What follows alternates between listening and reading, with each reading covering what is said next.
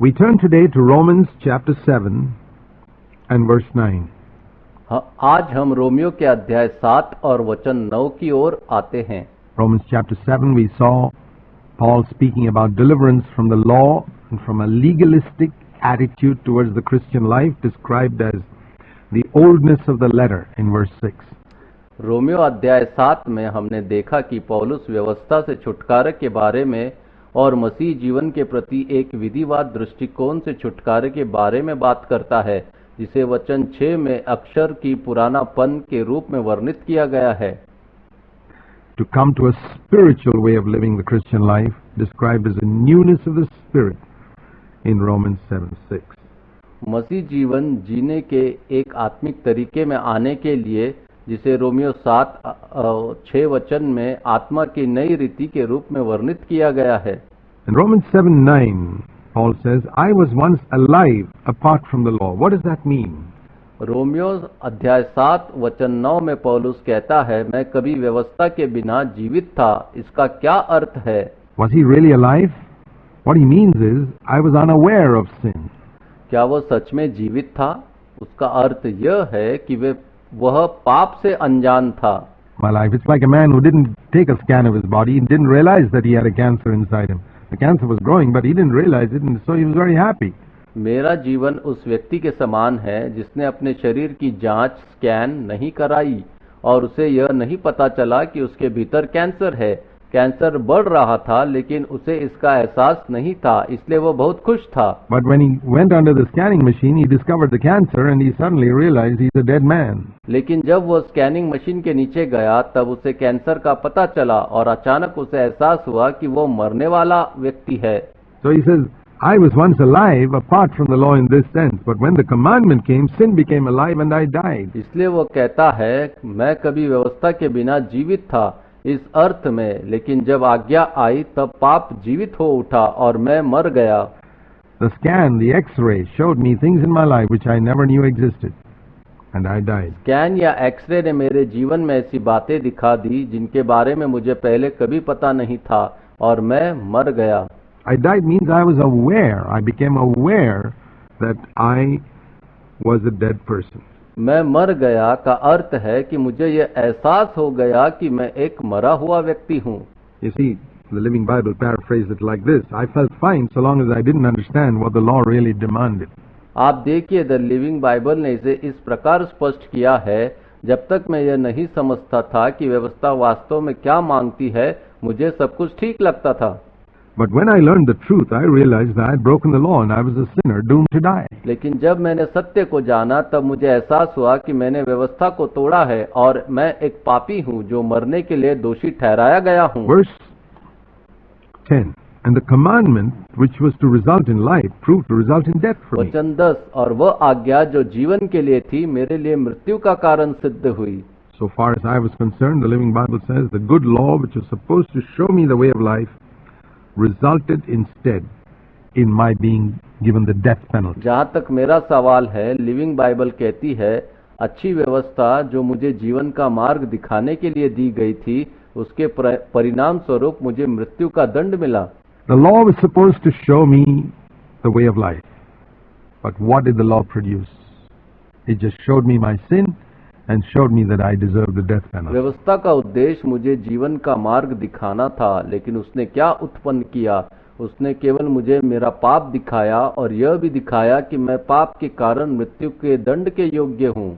For sin, taking opportunity through the commandment, deceived me and through it killed me. पाप ने आज्ञा के द्वारा अवसर पाकर मुझे धोखा दिया और उसी के द्वारा मुझे मार डाला। The Living Bible paraphrases that as sin fooled me by taking the good laws of God and using them to make me guilty of death. Living Bible इसे इस प्रकार स्पष्ट करती है, पाप ने मुझे धोखा दिया, उसने परमेश्वर की अच्छी व्यवस्थाओं को लेकर उनका उपयोग मुझे मृत्यु का दोषी ठहराने के लिए किया। But still, verse 12, you see, the law itself was wholly right and good. फिर भी वचन 12 में आप देखते हैं कि व्यवस्था स्वयं पूरी तरह सही और अच्छी थी। See, sin, terrible thing. It says here, it took the good laws of God and used them to make me guilty. यहाँ आप पाप की भयानकता देखते हैं। यह कहता है कि पाप ने परमेश्वर की अच्छी व्यवस्थाओं को लिया और उनका उपयोग मुझे दोषी ठहराने के लिए किया। The law couldn't help me. The whole point in Romans chapter 7 is you cannot become spiritual by the law. You can keep the commandments in a legalistic way, but it doesn't come up to God's standard. The scan shows things that you never see otherwise. व्यवस्था मेरी मदद नहीं कर सकी। Romeo अध्याय 7 का मुख्य बिंदु यही है कि आप व्यवस्था के द्वारा आत्मिक नहीं बन सकते। आप आज्ञाओं को विधिवादी ढंग से तो मान सकते हैं, लेकिन यह परमेश्वर के मानकों तक नहीं पहुंचता। जैसे एक स्कैन ऐसी बातें दिखा देता है जिन्हें आप अन्यथा कभी नहीं देख पाते, वैसे ही व्यवस्था भी उन बातों को प्रकट करती है। Verse 13, Therefore, did that which is good become a cause of death for me? वचन 13, तो क्या वो जो अच्छा है मेरे लिए मृत्यु का कारण बन गया? It never be. Did the law, if the law caused my doom, how can we say it's good? ऐसा कभी ना हो। क्या व्यवस्था ने मेरा नाश किया तो हम कैसे कह सकते हैं कि यह अच्छी है? No, it's not that.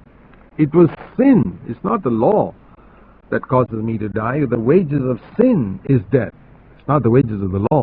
नहीं, ऐसा नहीं है। यह पाप है, व्यवस्था नहीं, जो मेरे मरने का कारण बनती है। पाप की मजदूरी मृत्यु है, यह व्यवस्था की मजदूरी नहीं। It was sin in order that it might be shown to be sin by effecting my death through that which is good, that through the commandments sin might become utterly sinful.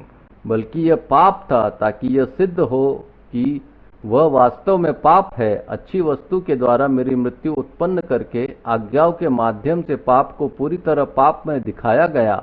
It is sin, this devilish stuff of sin, that used what was good to bring about my condemnation. So you can see how cunning and deadly and damnable sin is. यह पाप है, यह शैतानी प्रकृति वाला पाप, जिसने अच्छी वस्तु का उपयोग करके मेरे ऊपर दोषारोपण लाया। इससे आप देख सकते हैं कि पाप कितना चतुर, घातक और नाश करने वाला है। Because it uses God's good laws for its own evil purposes. क्योंकि यह अपने बुरे उद्देश्यों के लिए परमेश्वर की अच्छी व्यवस्थाओं का उपयोग करता है। And so we see sin is such a terrible thing that not only it makes me bad, it even takes the good laws of God and makes me even more guilty of death than I was before. इस प्रकार हम देखते हैं कि पाप इतना भयानक चीज है कि वह न केवल मुझे बुरा बनाता है, बल्कि परमेश्वर की अच्छी व्यवस्थाओं को भी लेकर मुझे पहले से भी अधिक मृत्यु का दोषी बना देता है। So the law is good. Verse 14, the trouble is not there. The trouble is with me. इसलिए व्यवस्था अच्छी है। वचन 14, मैं वो कहता कि समस्या वहां नहीं है, समस्या मुझ में है। I am sold into slavery with sin as my master. मैं पाप की दासता में बिक चुका हूँ, जहाँ पाप मेरा स्वामी है। I'm sold into bondage to sin. Sin rules me. He says, I'm of flesh, sold into bondage to sin. मैं पाप के बंधन में बेच दिया गया हूँ और पाप मुझ पर शासन करता है। वो कहता है मैं शारीरिक हूँ और पाप के अधीन बिक चुका हूँ। The whole subject of Romans chapter 7 is freedom from a legalistic way of serving God. अध्याय 7 का पूरा विषय परमेश्वर की सेवा करने के विधिवाद तरीके से स्वतंत्रता प्राप्त करना है। And he's saying here that even though you may understand the truth of being crucified with Christ in Romans chapter 6, और वह यहाँ कह रहा है कि भले ही आप रोमियो अध्याय 6 में बताए गए इस सत्य को समझ गए हैं कि हम यीशु मसीह के साथ क्रूस पर चढ़ाए गए हैं। when you present yourself to God, as it says in Romans 6, now I'm the slave of God and I'm going to give myself to God to serve Him. लेकिन जब आप अपने आप को परमेश्वर के सामने प्रस्तुत करते हैं, जैसा कि रोमियो 6 में लिखा है, अब मैं परमेश्वर का दास हूँ और मैं स्वयं को उसकी सेवा के लिए अर्पित करता हूँ। How are you to serve Him? That's the theme of Romans 7. Not according to the oldness of the letter. परंतु प्रश्न यह है कि आप उसकी सेवा कैसे करेंगे। यही अध्याय 7 का विषय है, अक्षर की पुरानी रीति के अनुसार नहीं। You know, a servant can serve his master completely and yet reluctantly and आप unhappily. जानते हैं कि एक सेवक अपने स्वामी की पूरी तरह सेवा कर सकता है, फिर भी वह अनिच्छा और दुख के साथ सेवा कर सकता है। Jesus taught us to pray, "Thy will be done on earth as it is done in heaven." How do the angels do God's will in heaven? Not reluctantly, joyfully. यीशु ने हमें प्रार्थना करना सिखाया, तेरी इच्छा जैसे स्वर्ग में पूरी होती है वैसे पृथ्वी पर भी पूरी हो। स्वर्ग में स्वर्गदूत परमेश्वर की इच्छा कैसे पूरी करते हैं? अनिच्छा से नहीं बल्कि आनंद के साथ। And obedience without joy is not the obedience God wants. And that's the theme of Romans आनंद 7. के बिना आज्ञाकारिता वो आज्ञाकारिता नहीं है जो परमेश्वर चाहते हैं, और यही रोमियो अध्याय 7 का विषय है। That the law brings about a certain obedience, but it's not the way God wants it. You can be free from the old man and say, "Well, now I've given myself to God," but your obedience is still not satisfying. व्यवस्था एक प्रकार की आज्ञाकारिता तो उत्पन्न करती है, परंतु वह उस प्रकार की नहीं है जैसी परमेश्वर चाहते हैं। आप पुराने मनुष्य से स्वतंत्र हो सकते हैं और कह सकते हैं, अब मैं स्वयं को परमेश्वर को अर्पित करता हूँ, लेकिन फिर भी आपकी आज्ञाकारिता परमेश्वर को संतुष्ट नहीं करती। The law is holy, but sin in you makes you reluctant to serve God. You haven't seen the glory of serving God. व्यवस्था पवित्र है, परंतु आपके भीतर का पाप आपको परमेश्वर की सेवा करने में अनिच्छुक बना देता है। आपने अभी तक परमेश्वर की सेवा करने की महिमा को नहीं देखा है। The law is spiritual, but I am of flesh, sold into bondage to sin. Romans 7:14. व्यवस्था तो आत्मिक है, परंतु मैं शारीरिक हूँ और पाप के अधीन बिक चुका हूँ। रोमियो अध्याय 7 वचन 14। Then he says in verse 15, "I don't understand what I'm doing, because I really want to do what's right, but I can't." फिर वो वचन 15 में कहता है, मैं यह नहीं समझता कि मैं क्या कर रहा हूँ, क्योंकि मैं वास्तव में वही करना चाहता हूँ जो सही है, पर मैं उसे कर नहीं पाता। And I do what I don't want to do. I do what I hate. और जो मैं नहीं करना चाहता वही मैं करता हूँ। मैं वही करता हूँ जिससे मैं घृणा करता हूँ। How true this is of all of us. We do what we hate. If you're born again, you acknowledge that the law is good, you want to do what's right, and you end up doing what you don't want to do. यह हम सब के जीवन में कितना सच है। हम वही करते हैं जिससे हम घृणा करते हैं। यदि आप नए जन्म पाए हुए हैं तो आप मानते हैं कि व्यवस्था अच्छी है, आप सही काम करना चाहते हैं, फिर भी अंत में वही कर बैठते हैं जो आप नहीं करना चाहते। You determine that you're not going to lose your temper anymore, and you do lose your temper. आप निश्चित करते हैं कि अब आप अपना क्रोध नहीं खोएंगे, लेकिन फिर भी आप क्रोधित हो जाते हैं। We make New Year's resolutions on the 1st of January, and we grit our teeth, and with great effort maybe we are able to keep those resolutions till the 5th or 6th of January. हम 1 जनवरी को नए साल के संकल्प लेते हैं, दांत भींचकर और बड़े प्रयास के साथ। शायद हम उन संकल्पों को 5 या 6 जनवरी तक निभा पाते हैं। Most people break their New Year resolutions by then. A few with greater determination may carry on till about the 15th of January. Hardly anybody goes beyond the 31st of January. अधिकांश लोग तब तक अपने नए साल के संकल्प तोड़ देते हैं। कुछ लोग जिनकी दृढ़ता थोड़ी अधिक होती है वे शायद 15 जनवरी तक चलते रहते हैं, लेकिन शायद ही कोई 31 जनवरी के बाद तक टिक पाता है। It's all broken by then. So the next year we make a new set of resolutions. That doesn't turn out to be any better either. तब तक सब टूट चुका होता है। फिर अगले साल हम नए संकल्प बनाते हैं और वह भी पहले से बेहतर नहीं निकलता। That which I'm doing I don't understand. I'm not doing what I want to do. I'm doing the very thing I hate. जो मैं कर रहा हूँ उसे मैं समझ नहीं पाता। मैं वह नहीं करता जो मैं करना चाहता हूँ, बल्कि वही करता हूँ जिससे मैं घृणा करता हूँ। Is that your experience? Like we read in Romans 7:15, you're not honest about it. Paul is. क्या यह आपका भी अनुभव है? जैसा कि हम रोमियो 7 अध्याय 15 में पढ़ते हैं, लेकिन शायद आप इसके बारे में ईमानदार नहीं है। पौलुस ईमानदार है। Honesty is something God really loves, you know. He really wants us to be absolutely honest. ईमानदारी एक ऐसी बात है जिसे परमेश्वर वास्तव में बहुत पसंद करते हैं। वो चाहते हैं कि हम पूरी तरह ईमानदार हो। Lord, I really acknowledge your laws are perfect. I want to keep them, but I'm not able to keep them. प्रभु, मैं सचमुच मानता हूँ कि आपकी व्यवस्थाएं सिद्ध है। मैं उन्हें मानना चाहता हूँ, पर मैं उन्हें मान नहीं पा रहा हूँ। Is this your condition? This was Paul's condition too, and he was delivered from it, and you can be also. क्या यह आपकी स्थिति है? यह पौलुस की भी स्थिति थी, लेकिन वह इससे छुड़ाया गया और आप भी छुड़ाए जा सकते हैं। Listen, that which I'm doing I don't understand. I'm doing the very thing I hate. Romans 7:16. सुनिए, जो मैं कर रहा हूँ उसे मैं समझ नहीं पाता, क्योंकि मैं वही कर रहा हूँ जिससे मैं घृणा करता हूँ। रोमियो अध्याय 7 वचन 16। He says, I know perfectly well that what I'm doing is wrong. My bad conscience proves that I agree with these laws that I'm breaking. वह कहता है, मैं भली भांति जानता हूँ कि जो मैं कर रहा हूँ वह गलत है। मेरा दोषी विवेक यह सिद्ध करता है कि मैं उन व्यवस्थाओं से सहमत हूँ जिन्हें मैं तोड़ रहा हूँ। If I do the very thing I don't wish to do, I agree with the law, confessing it's good. My conscience tells me that what I'm doing is wrong. So what does that prove? That proves that I agree. God's laws are right. यदि मैं वही करता हूँ जो मैं करना नहीं चाहता, तो मैं व्यवस्था से सहमत होता हूँ और यह स्वीकार करता हूँ कि वह अच्छी है।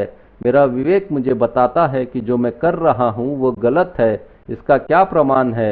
यह प्रमाण है कि मैं मानता हूँ कि परमेश्वर की व्यवस्थाएं सही है। But I'm breaking them. My problem is not agreement with God's laws. My problem is not that I don't want to do God's laws. I agree with God's laws. I want to do God's laws. My problem is I don't have the ability. लेकिन मैं उन्हें तोड़ रहा हूँ। मेरी समस्या यह नहीं है कि मैं परमेश्वर की व्यवस्थाओं से सहमत नहीं हूँ। मेरी समस्या यह भी नहीं है कि मैं परमेश्वर की व्यवस्थाओं को करना नहीं चाहता। मैं परमेश्वर की व्यवस्थाओं से सहमत हूँ, मैं उन्हें करना चाहता हूँ। मेरी समस्या यह है कि मेरे पास उन्हें पूरा करने की सामर्थ्य नहीं है। I can't keep them.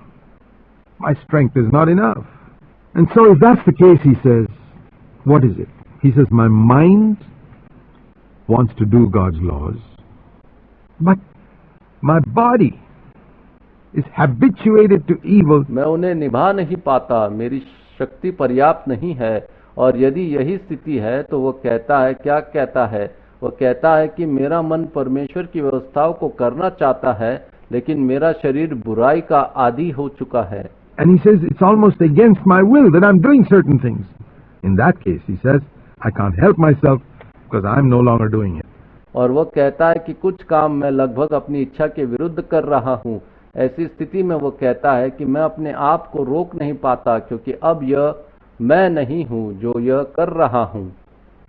It is sin inside me that is stronger than I am that makes me do these things. बल्कि यह मेरे भीतर का पाप है जो मुझसे अधिक शक्तिशाली है, और वही मुझे ये काम करने के लिए मजबूर करता है। You know, I want to do good, but there's a tremendous force of sin inside that makes me commit sin. How honest Paul is and how true to life it is. आप जानते हैं, मैं भलाई करना चाहता हूँ, लेकिन मेरे भीतर पाप की एक अत्यंत शक्तिशाली शक्ति है जो मुझे पाप करने के लिए मजबूर करती है। पौलुस कितना ईमानदार है और यह जीवन की सच्चाई से कितना मेल खाता है। You don't want to lust anymore with your eyes, but all of a sudden in a moment of temptation, this force of sin makes you do what you don't want to do. आप अब अपनी आंखों से वासना नहीं करना चाहते, लेकिन अचानक किसी परीक्षा के क्षण में पाप की यह शक्ति आपको वह करने के लिए मजबूर कर देती है जो आप नहीं करना चाहते। And the same way you don't want to lose your temper, but the force of sin inside you makes you lose your temper. उसी प्रकार आप अपना क्रोध नहीं खोना चाहते, लेकिन आपके भीतर की पाप की शक्ति आपको क्रोधित कर देती है।